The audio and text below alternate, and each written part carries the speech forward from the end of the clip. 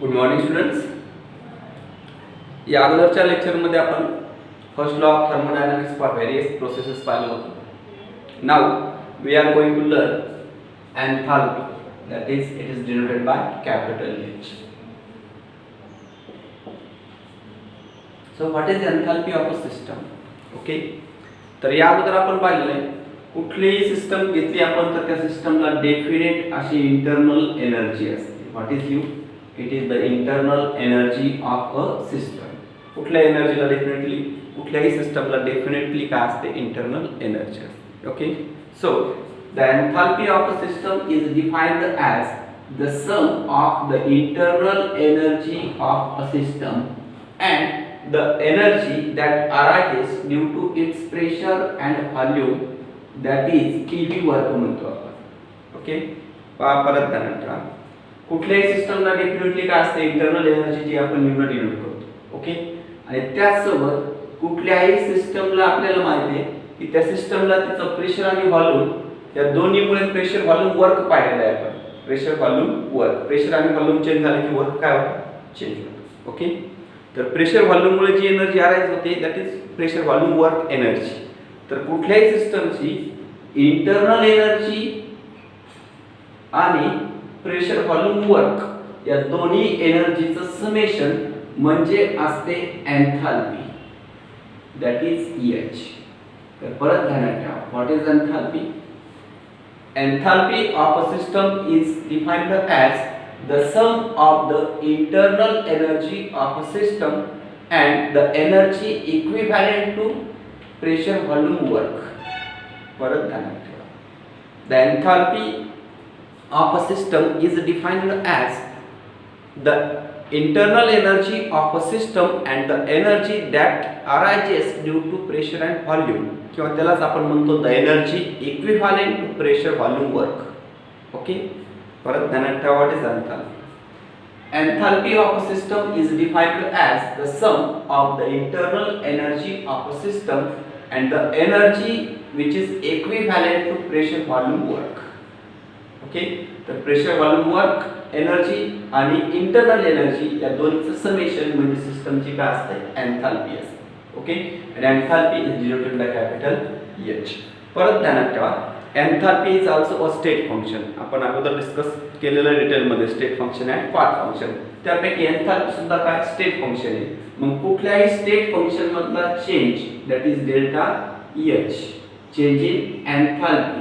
तर change in enthalpy हा सुद्धा कशावर डिपेंड असणार आहे? मग स्टेट फंक्शनच्या प्रॉपर्टी आपल्याला माहिती आहेत. Any change in state function depends only on the initial state and final state. Okay, therefore delta H is equal to H2 minus H1.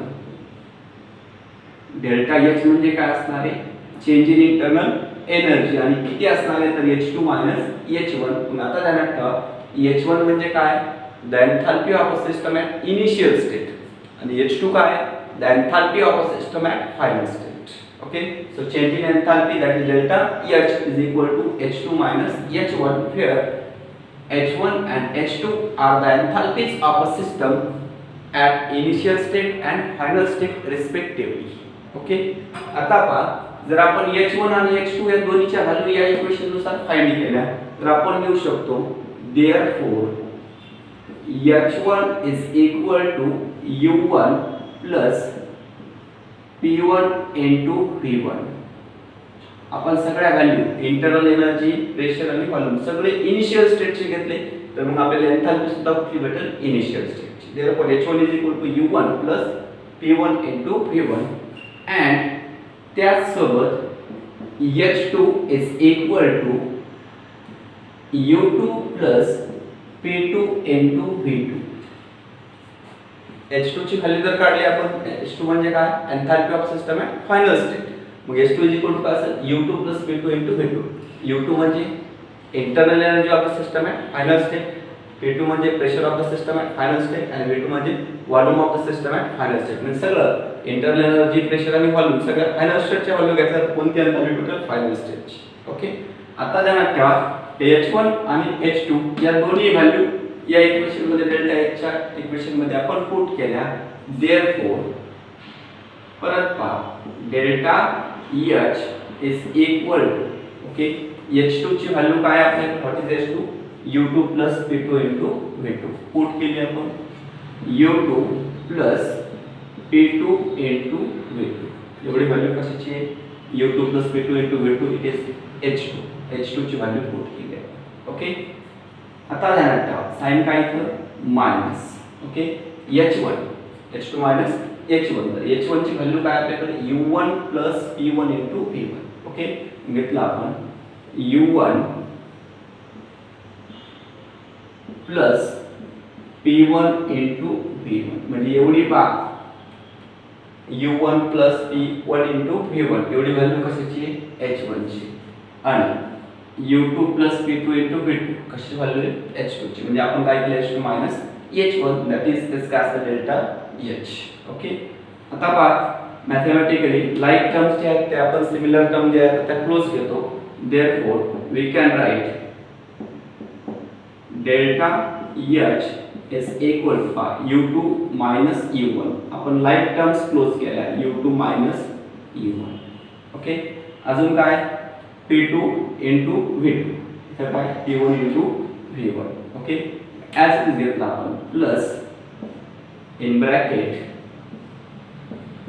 P2 into V2 minus P1 into V1 okay मग आता U2 minus U1 जे यालाच आपण काय लिहितो delta H is equal U2 minus U1 म्हणजे काय आलं डेल्टा U ओके प्लस ला plus as it is sine ठेवला आता पहा P2 minus P1 म्हणजे काय असणार आहे डेल्टा P आणि V2 minus V1 म्हणजे काय असणार आहे डेल्टा V ओके मग आता परत इथं डेल्टा एक कॉमन आहे आपण इथं कॉमनली लिहितो delta P that is delta P into delta okay तर समजलं delta is equal to delta U plus delta P आता पहा काय केलं आपण therefore जर आपण एक कंडिशन अप्लाय केली इथं if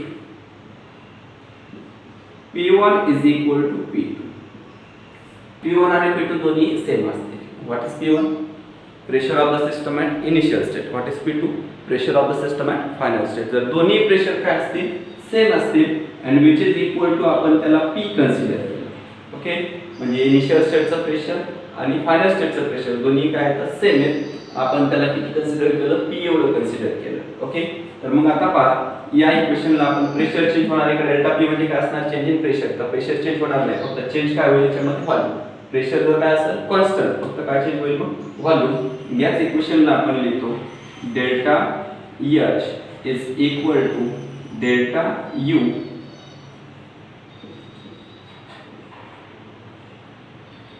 प्लस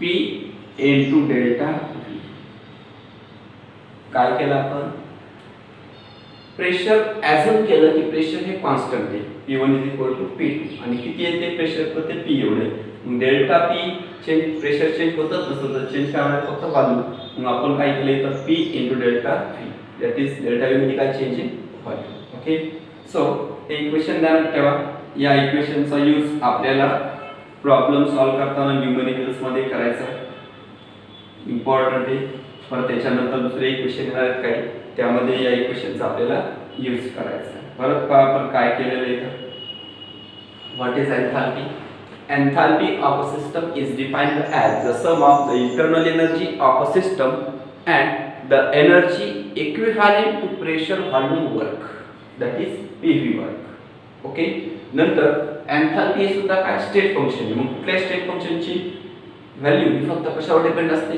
इनिशियल स्टेट आणि फायनल स्टेटच्या व्हॅल्यूवर म्हणून डेल्टा H इक्वल टू काय करतो आपण H2 H1 here H1 is the enthalpy of the system at initial state and H2 is the enthalpy of the system at final state म्हणजे final स्टेटच्या enthalpy मधून initial स्टेटची enthalpy काय केली आपण मायनस केली तर आपल्याला चेंज इन एन्थाल्पी भेटेल that is delta H okay नंतर आपण या डेफिनेशन नुसार H1 आणि H2 च्या व्हॅल्यू फाइंड केल्या according to the definition H1 म्हणजे काय enthalpy of system at initial state म्हणून एनर्जी प्रेशर व्हॉल्यूम सगळ्याच्या आपण इनिशियल स्टेटच्या व्हॅल्यू ठेवल्या तर आपल्याला इनिशियल स्टेटची एन्थाल्पी भेटेल त्याला H1 म्हटलं आणि सगळ्या फायनल स्टेटच्या व्हॅल्यू ठेवल्या आपण इंटरनल एनर्जी, प्रेशर आणि व्हॉल्यूमच्या, तर आपल्याला फायनल स्टेटची एंथॅल्पी भेटेल, त्याला आपण काय म्हटलं H2 म्हटलं. मग H2 आणि H1 या दोन्ही व्हॅल्यू ज्या आहेत त्या आपण या इक्वेशन मध्ये काय केलं, पुट केलं. तर delta H is equal to U2 plus P2 into V2 म्हणजे H2 ची व्हॅल्यू ठेवली, मायनसला minus U1 plus P1 into V1 ही व्हॅल्यू H2 ची ठेवली म्हणजे H2 मायनस H1 केलं आपण. नंतर लाईक टर्म्स क्लोज केले आपण, U2 minus U1 that is delta U येतं. नंतर P2 minus P1 delta P V2 minus V1 delta V म्हणून आपण लिहिलं डेल्टा P. ओके, आता इथं परत आपण काय कंडिशन अप्लाय केली, P1 is equal to P2 is equal to P. म्हणजे इनिशियल स्टेटचं प्रेशर, फायनल स्टेटचं प्रेशर सेम, म्हणजे प्रेशर काय ठेवलं आपण, कॉन्स्टंट ठेवलं. आणि किती ठेवलं, P एवढं. प्रेशर चेंज होत नसेल तर फक्त चेंज काय होईल, व्हॉल्यूम चेंज होईल, म्हणून आपण प्रेशर कॉन्स्टंट असल्यामुळे ब्रॅकेटच्या बाहेर घेतलं, दॅट इज P आणि delta V. So delta H is equal to delta U plus P into delta V. It is the equation of delta H, enthalpy is a change in enthalpy. You may say that it is the relationship between delta H and delta U. Delta H and delta U यांचं काय relationship. Okay, समजलं. Remaining part we will continue in next lecture. राहिलेलं आपण पुढच्या lecture मध्ये continue करू. Okay.